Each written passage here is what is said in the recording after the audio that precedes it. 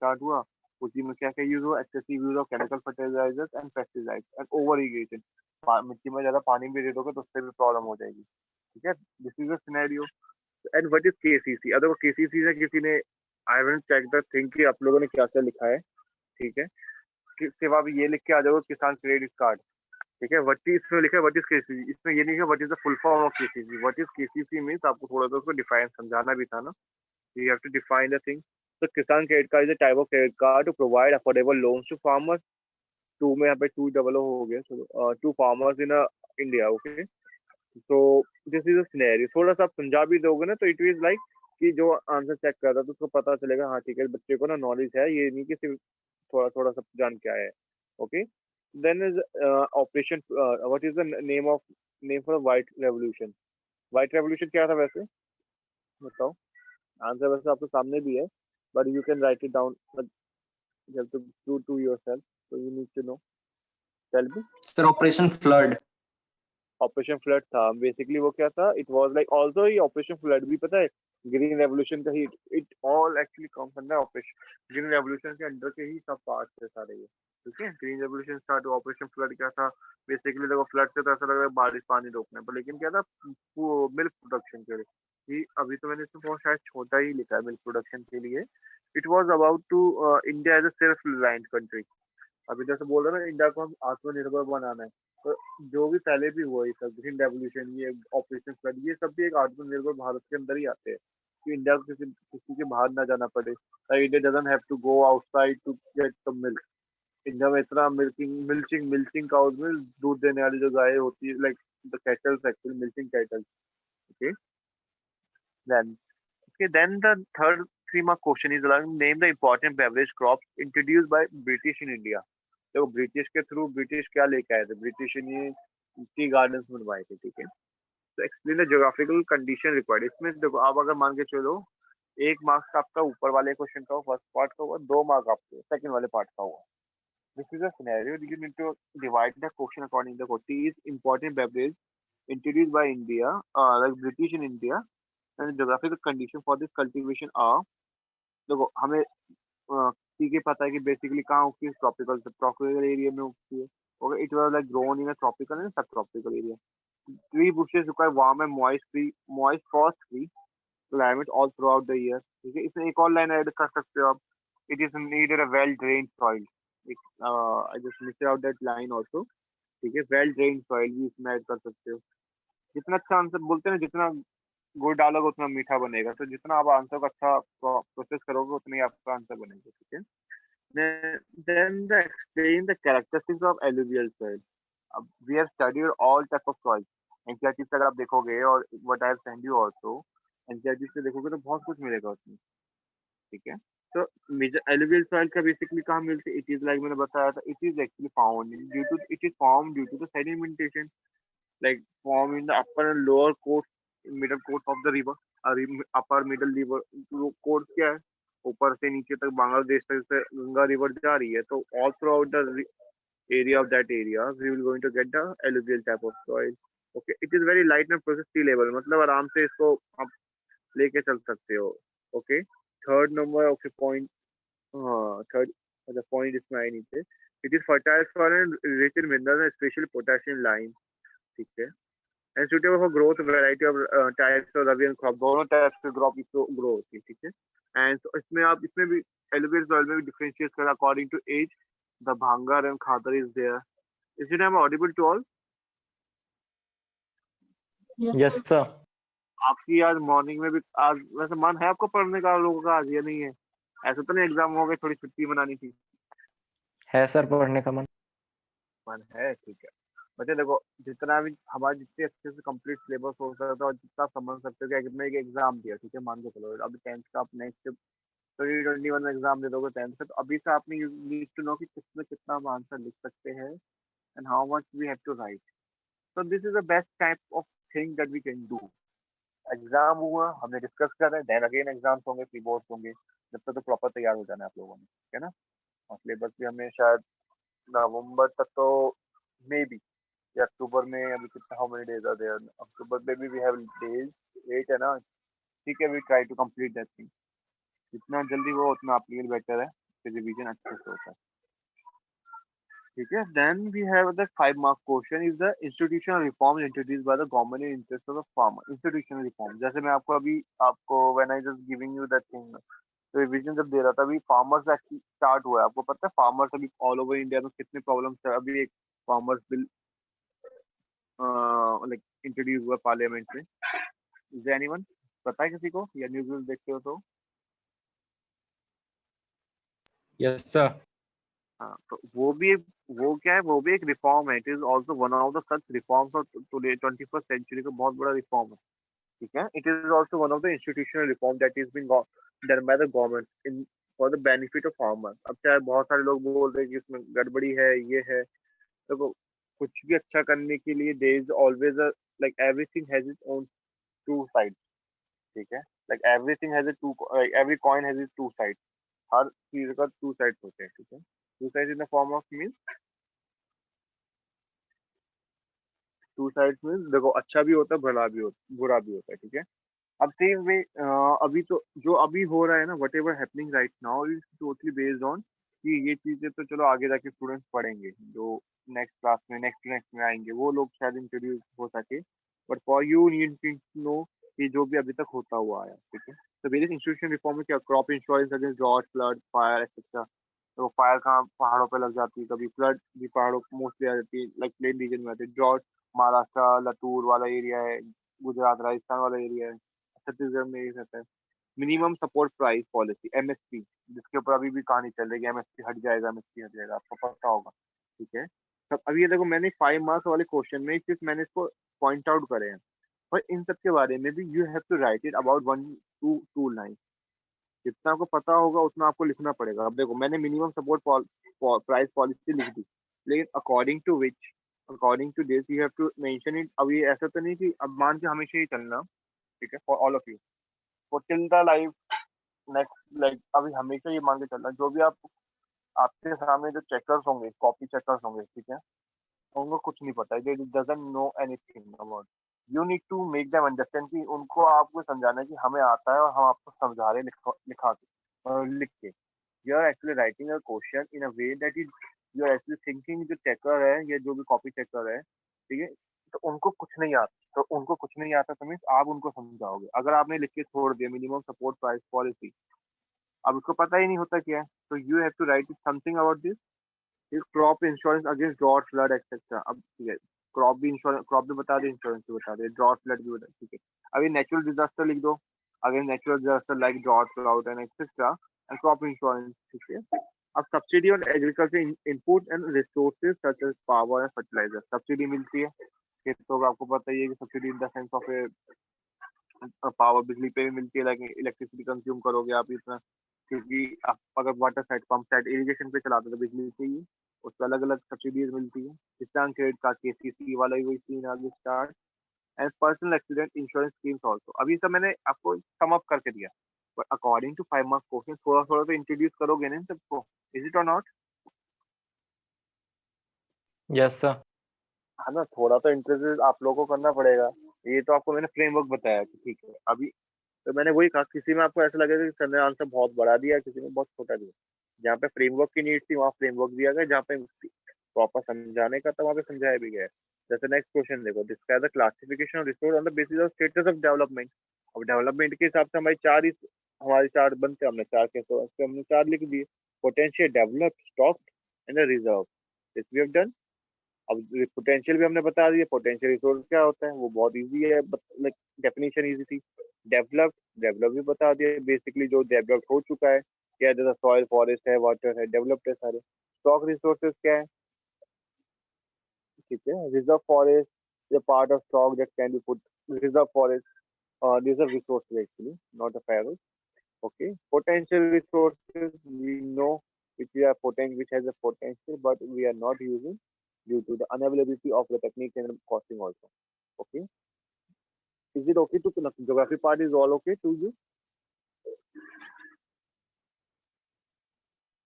Yes, tell me.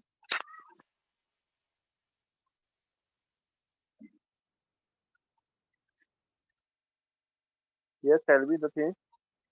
अभी geography वाला part समझ में आया? सेम वे सेम इकोनॉमिक्स का भी है, वही डिवीजन है 1-3 मार्क क्वेश्चन, ठीक है, 1-3 एंड मार्क, ठीक है। अब देखो जीडीपी, अब देखो आपने one word on in sentence, what does GDP stands for, अगर आप इसमें स्टैंड्स फॉर था तो आप इसमें फुल फॉर्म में लिख सकते हो। Just you need to know the meaning of the question. अब what is mean by the GDP, mean by the GDP में आपको फुल फॉर्म के साथ थोड़ा सा समझाना था, इसलिए मैंने आपके आंसर के लिए थोड़ा सा लिख भी दिया। Basically GDP the final product, final value of the goods and service produced within a geographic boundary. Geographic boundary means within a country, basically, of a country. Geographic boundaries of a country during a specific period of a time, normally a year. For annum भी लिख सकते हो, a year भी लिख सकते हो, ठीक है। किसी भी चीज की सर्विस की जो टोटल वैल्यू आ रही है, लाइक एक फोन बनाने की कॉस्टिंग आ रही है, तो फोन जो फोन जैसे yesterday I was studying regarding the some reports of the phone develop, like किसकी सब कंपनीज के पढ़ रहा था आई वाज, ठीक है। तो उसका जो जीडीपी जो Harvard was share in the GDP of India, उसका शेयर का अराउंड 3% शेयर थे, ठीक है, regarding the mobile phone industry, okay.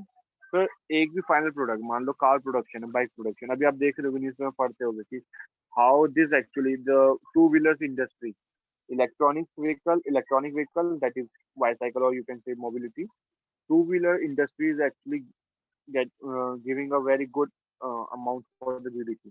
GDP में उनका बहुत अच्छा अमाउंट शेयर हो रहा है, क्यों हो रहा है बताओ, एक रीजन बताओ। अभी two wheeler industries how they are actually helping the economy of India, not India actually, most of the world also. How two wheeler industries कैसे हेल्प कर रही है अभी इंडिया की इकोनॉमी को, जस्ट टेल मी।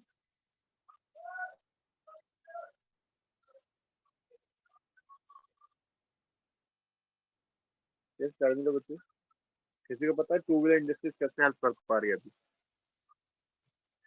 बताओ कोई आइडिया थोड़ा बहुत।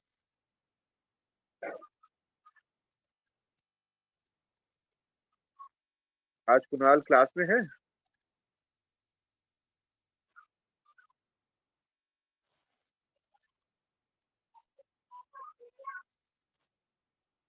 ऐसे कितने क्लास, कोई किसी को वॉइस भी आ रही है, नहीं आ रही है? Yes, sir. बाकी सब कहाँ गए, सो गए क्या? तो वो फिर मुझे भी नींद आ जाएगी अगर आप लोग भी सो जाओगे, और हेलो क्या होगा। हाँ सर, मैं बताओ। हूँ। हो, अब बहुत दिनों बाद, शायद फर्स्ट टाइम, यस सर। ठीक है। हासिब इज आल्सो देयर, ठीक है। तो गॉट योर पॉइंट कि बताओ, जस्ट इज जस्ट बेसिकली आपको थोड़ी जस्ट फॉर योर क्यूरियोसिटी कि पता होना चाहिए ना कि टू व्हीलर इंडस्ट्री कैसे अभी हेल्प कर पा रही है। How does it to wheeler industry समझते हो ना, बाइक और स्कूटर, स्कूटी या जो भी बोल सकते, स्कूटर भी होता है, कोई स्कूटी भी बोल देता है, ठीक है। तो वो अभी इकोनॉमिक कंडीशन को कैसे सिखा रहे हैं इंडिया में, इकोनॉमिक कंडीशन मतलब देखो 3-4 मतलब अब 7 मंथ होने जा रहे हैं, ठीक है, इट्स अबाउट द 7 मंथ। पीछे 7 महीने तो नहीं, पीछे 4 महीने से हमारे इकोनॉमिक इंडस्ट्री में, economy wise to wheeler industry का बहुत बड़ा रोल रहा है। हाउ, अभी तो उसकी फिर से सेल कम हो जाएगी, अब फिर से सेल बढ़ गई थी last time, like last 4 month उसकी सेल ही इंक्रीज हो गई थी, क्यों? कोई आइडिया नहीं लगा पा रहे हो क्या? इतना इजी आंसर देखो, अगर सर आंसर, ट्रांसपोर्ट बंद था। हाँ ट्रांसपोर्ट बंद था तो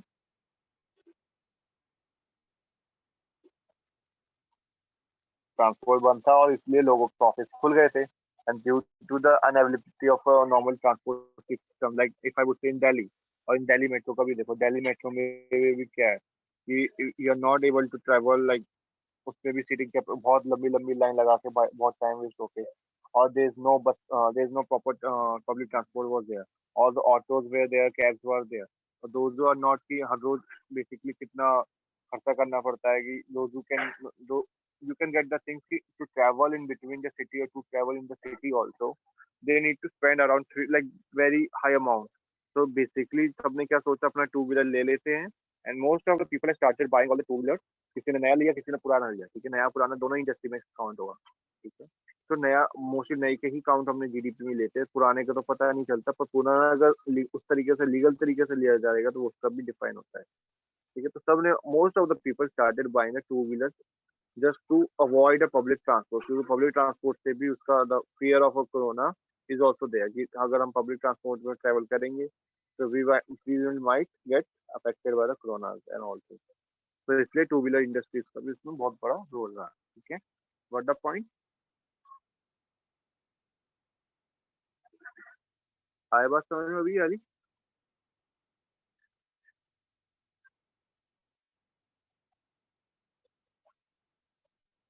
यस, टेल मी।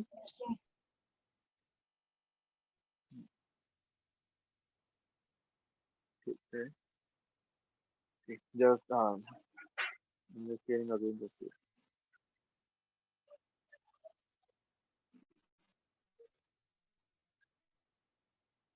ओके, अब तो जीडीपी की बात आ गई, ठीक है, उसके बाद है डिफाइन लिटरेसी रेशियो। अब लिटरेसी रेशियो को डिफाइन करना एक सेंटेंस में तो इजी नहीं है, थोड़ा सा बड़ा जाना पड़ेगा ना। तो total number of literate person in given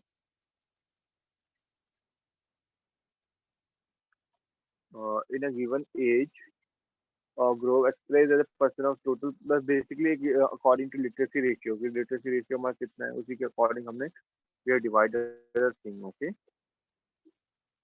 and then the full form of मनरेगा। देखो मनरेगा के रिगार्डिंग मैंने थोड़ा सा एक्स्ट्रा लिख दिया, इस जस्ट अगर आपको पता है तो you can right Mahatma Gandhi national rural employment guarantee act. अब तो बता तो दे, थोड़ा सा अगर आप एक्स्ट्रा लिख दोगे तो कोई इशू नहीं रहेगा। ठीक है, is an Indian labor law and social security measure that aims to guarantee the right to work। अभी देखो, अभी भी लॉकडाउन में during this lockdown period most of the workers are actually working as a मनरेगा workers. उनको जो भी काम मिल रहा है ना, या जो भी जिसको भी बोलते हैं, जैसे take an example Uttar Pradesh. Okay, Uttar Pradesh का एक एग्जांपल लेते हैं, तो उन्होंने बोला था कि we will going to provide job under the मनरेगा स्कीम। मनरेगा के स्कीम के अंदर ही हम उनको काम देंगे, जो लोग अपने बोलते हैं प्रवासी मजदूर, एक वर्ड थे उनके प्रवासी मजदूर, मतलब migrant workers. Okay, migrant workers को वो वहीं पे काम देंगे जहाँ वो लोग रहते हैं। किसी से स्कूल बनवाएंगे, किसी से कैनल्स बनवाएंगे, टनल्स, ट्यूबवेल, ये गांव में काम होते हैं, रोड बनते हैं। तो अंडर द मनरेगा they will going to provide the work to all the migrant workers. ये हो भी रहा है, आपने देखा भी है, और हो मतलब all the people have return to all their places. अब वापस लोग अपने शहरों में वापस आने लग गए हैं, क्योंकि काम तो नहीं है, फिर भी जो काम जिसको मिल गया तो ठीक है, नहीं मिला तो they have started coming back. Okay, अब देखो एक 1 मार्क के क्वेश्चन में I just given you the what is mean by the disguised unemployment. इसमें मैं थोड़ा सा एक्सटेंड कर दिया, 1 मार्क का क्वेश्चन नहीं बना वैसे ही। ठीक है, it is not just a 1 mark question, definition से काम चल जाता, लेकिन फॉर अगर ये क्वेश्चन 3 मार्क वाले क्वेश्चन में भी आ जाता है, that's why I given you this. इसका थोड़ा आंसर मैंने आपको इसलिए just for making you understand. Okay, आप लोगों को समझाने के लिए जस्ट थोड़ा सा लिखा है। देखो जिसका अनएम्प्लॉयमेंट क्या होता है, basically hidden unemployment. Okay, it is like a disguised unemployment, what the point. अब देखो रूरल में भी इसका होता है और अर्बन सेंटर्स में भी होता है। रूरल में भी होता है, अर्बन सेंटर, ये नहीं कि सिर्फ गाँव में हम सिर्फ खेतों में देखेंगे, फिर हमारे पास खेत वाले एग्रीकल्चर वाला फैक्ट हम शहरों में भी देख सकते हैं। We can get to see the digital employment in urban centers also। Okay, so don't consider it as only 1 mark question, it can become as a 3 mark question also। अगर digital employment होता तो एक simple सा एक employment तक लिखते आपको खत्म हो जाता काम। Like digital is kind of unemployment which people are visibly employed but actually unemployed, simple. अब उसका जब तक एग्जाम्पल से नहीं समझाओगे तो इसलिए दैट्स द थिंग कि इसमें आपको 3 मार्क वाले क्वेश्चन में भी आ सकता है। Okay, the third mark question of is like what is the main component of tertiary sector। tertiary sector में 3 मार्क क्वेश्चन में आप देखो, मैंने इसमें थोड़ा थोड़ा सा आपको मेन कंपोनेंट्स बता दिए कि रिटेल इंडस्ट्री, कंप्यूटर आईटी, जितने भी सर्विस सेक्टर वाले इंडस्ट्री, जितने भी सर्विसिंग वाले सर्विस प्रोवाइडिंग वो होंगे, तो वो सब आपके इसमें आएंगे। थोड़ा सा इसको डिफाइन कर दोगे, it will going to little bit rail industry, how postal service, insurance service, pension, teaching, teaching also. ठीक है, coaching, this is can be come in the tertiary sector, because जहाँ पे आपको लगता है कि जहाँ पे कुछ प्रोडक्शन नहीं हो रहा, where there is no product, there is exchange of ideas and skills and they are just doing this services, so they are part of a tertiary activity। ठीक है, देखो होटल एंड टूरिज्म इंडस्ट्री, वो कुछ provide नहीं कर रहे, वो आपको रूम दे रहे हैं, अपना सर्विस प्रोवाइड कर रहे हैं। रेस्टोरेंट है, खाना देते हैं, ठीक है, ठीक है, they are just doing their services. Cafe, transport, rail, bus, air travel, आपको इधर से उधर ले जाने, communication, like we are actually using the communication technology, है ना, हम एक्सचेंज ही तो कर रहे हैं, like I am just saying and you are just getting, just सुनना चाह रहा है, ठीक है, जैसे सुनने जितने भी आप सुनने चाह रहे हो, ठीक है। बैंकिंग सर्विसेज, बैंक में जाते हो, सर्विसेज बेसिकली देखो बैंकिंग सर्विस ही लग गया, insurance service, pension service, food and beverages service, खाने की भी सर्विसेज है, ठीक है। सर्विस वहाँ पे वो कुछ प्रोसेस नहीं कर रहे हैं, मैन्युफैक्चर नहीं कर रहे, they are just doing their work, okay. Postal service and what are renewable and non renewable resource, explain with example. देखो रिन्यूएबल एंड नॉन रिन्यूएबल दोनों को डिफाइन करा गया है, like what are they and what can be there. इस इतना marks का answer, 3 marks के लिए इतना बड़ा आंसर, ठीक है, it is like all okay, what a point. Then we come to the 5 mark question. अगर 5 मार्क वाले क्वेश्चन पे देखते हैं तो व्हाट इज द प्रेजेंट, देखो ये ऐसे क्वेश्चन आते हैं, this is kind of a question come mostly in economics, कि जिसमें you have to think it about current scenario के हिसाब से आपको आंसर देना होता है। देखो what was the present source of energy being used in India, being in India, हटी है इसमें शायद, being used in India, what could be the possibility over next year. अभी हम किस टाइप का एनर्जी यूज करते हैं, आने वाले सालों में हम क्या क्या यूज कर सकते हैं, सिंपल, बहुत इजी क्वेश्चन है कि अभी हम किस, basically we are totally depend on the petrol, मतलब मोस्टली अभी भी 70% of energy sources are totally based on the petroleum product. देखो अभी ऑटोमोबाइल को देखोगे, ऑटोमोबाइल तो 90% ही आपका ही है, 95% ऑटोमोबाइल आपका सारे के सारे पेट्रोलियम प्रोडक्ट पे ही है। इलेक्ट्रिसिटी चलो 50% मान लो, क्योंकि 50% चलो आपकी विंड से आ रही है, वाटर से आ रही है, ठीक है। So the present source of energy are used by the people of India, electricity, coal, crude oil, cow dung, and solar. आपको पता है कि cow dung के through भी nowadays we started using cow dung के wooden block बनाने लगे, that can be used in cremation, मतलब जिसको बोलते हैं ना जब डेथ होती है, डेथ के टाइम पे cow dung के wooden blocks बनाने लग गए हैं, they started, okay. Other possibility over 50 years from now could include ethanol, biodiesel. Ethanol is basically the, देखो अभी देखो आपके ये अल्कोहल बेस्ड सैनिटाइजर को, कितना अल्कोहल कभी इतना हुआ करता था इंडिया में, तो देखो ऑल वी नो कि alcohol is there, they people actually consume, but now actually we are rubbing our hands with alcohol. Alcohol है तो ठीक है, नहीं है तो वो बेकार है सैनिटाइजर, इज इट, ठीक है। So to certain extent, even there are solar energy, wind and geothermal energy is there. Geothermal energy क्या है basically, जैसे there is a gurdwara in a, it is like a kind of a heat energy that we get from the earth surface, okay. Gurdwara of in the Himachal, I just forgot the name of that area, एक गुरुद्वारा है जहाँ पे geothermal energy का source है, ठीक है, like most of the area Jharkhand में भी है, ओके। तो this is a kind of a thing, आपको इस पे सोचना पड़ेगा, you have to be criticize, you have to be think and then you have to write the answer, okay. या है 5 नंबर का फर्स्ट वाला क्वेश्चन समझ में, यस, हो गए सब, यस बच्चे, is it I am Audible, Yes, sir. ठीक है। Yes, sir. तो हाँ, तो देखो फर्स्ट वाले जो क्वेश्चन है, ये चीज काइंड ऑफ थिंकिंग क्वेश्चन, जिससे बोलते हैं हाई ऑर्डर थिंकिंग, लाइक देखो ऐसे क्वेश्चन होते हैं जिसमें you have to think it and then the write, आपने पढ़ा है लेकिन उसके हिसाब से आपको आंसर बनाना खुद ही, तो then there would be difficulty of the answer, कि आप चलो जो पढ़ के गए हो ना, या बोलते कि बहुत लोग बोलते हैं रट्टा लगा के गए हो, तो उसका भी यहाँ पे फायदा नहीं होता, because this kind of question you will going, और ये बड़े बड़े क्वेश्चन में ही मार्क्स, बड़े लाइक बड़े बड़े क्वेश्चन में 5 मार्क्स वाले ही क्वेश्चन में ऐसे क्वेश्चन पूछे जाते हैं, 5 मार्क्स वाले में ही, ठीक है। तो this will going to lead a problem to you, तो इसलिए अभी से ऐसे ही questions we started finding out, and like I will going to share you something also, ठीक है। ये पीडीएफ भी I'm today I'm not going to share with this thing, tomorrow I will going to share, because tomorrow political history दोनों complete हो जाएगा, तो then it will be useful for all of you, okay. So then distinguish between organized and unorganized sector by comparing different working sectors। देखो इसमें ना one assessment नहीं, ठीक है। तो दोनों को हमने वर्किंग कंडीशन, ऑर्गेनाइज हमने पता, ऑर्गेनाइज अब इसको वैसे भी बना सकते हो, बिकॉज ऑफ द, देखो वर्ड में फॉर्म का was like typing on this type, and so I will not make a time table wise नहीं करा मैंने, जो दोनों साइड में करता है, आप उसको वैसे भी कर सकते हो, एक साइड में ऑर्गेनाइज और एक साइड में अनऑर्गेनाइज लिख के भी कर सकते हो, और I just written in a paragraph wise, ठीक है, क्योंकि उसमें आपको वैसे होता तो it won't be very useful, because I am not, you have to prepare it fast, so that's the thing, okay, इसमें टेबल बनता है, एक एक पॉइंट को उठा उठा के फिर लाइन, ओके, टाइप करना पड़ता। तो बेसिकली ऑर्गेनाइज सेक्टर क्या है, वो बेसिकली जहाँ पे rules and regulation proper form होते हैं।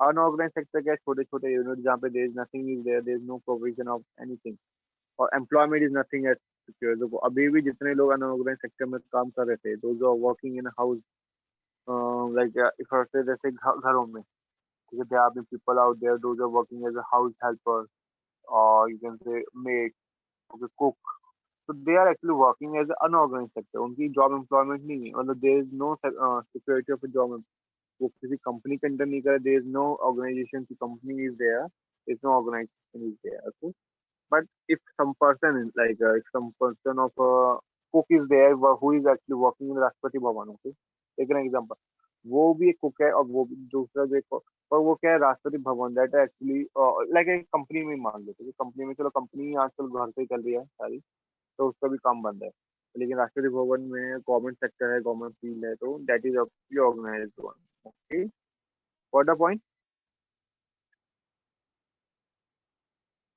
अभी आया इतना समझ में?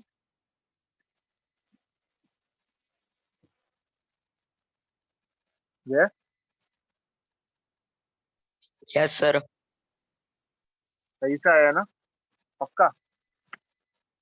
देखो फिर अभी आप समझोगे जब भी आप आगे भी कर पाओगे, क्वेश्चन ये नहीं कि सिर्फ आपने फर्स्ट टर्म दे दिया तो आप 10th क्लास पास कर गए, ठीक है ना, आगे भी तो आपने करना ही है, मेन तो ये तो छोटे छोटे टेस्ट होते रहेंगे, मेन अपने आप को प्रिपेयर करना फॉर दैट वन, ओके, तो ठीक है, फिर अभी आपको समझ में आया तो देन क्लास को वर्क करते हैं, ठीक है, is there any kind of query, just tell me the thing, No, they sir. were up, hand raise करना, 9 स्टूडेंट्स आर ओनली देयर, अभी सिर्फ 9 ही स्टूडेंट्स हैं, बाकी सब सो गए थे, कितने हो अभी प्रेजेंट देखना, just hand raise your hand,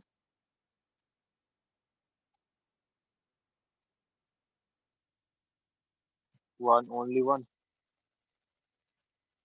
what about others?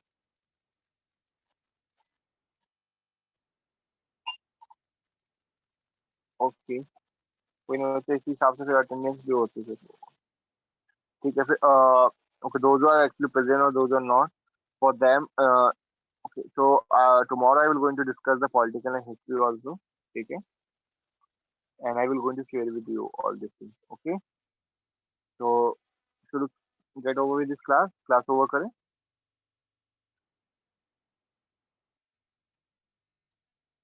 Yes, tell me. Yes sir.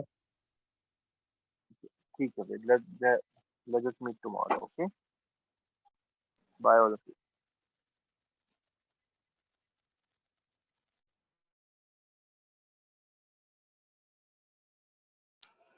Yes, sir.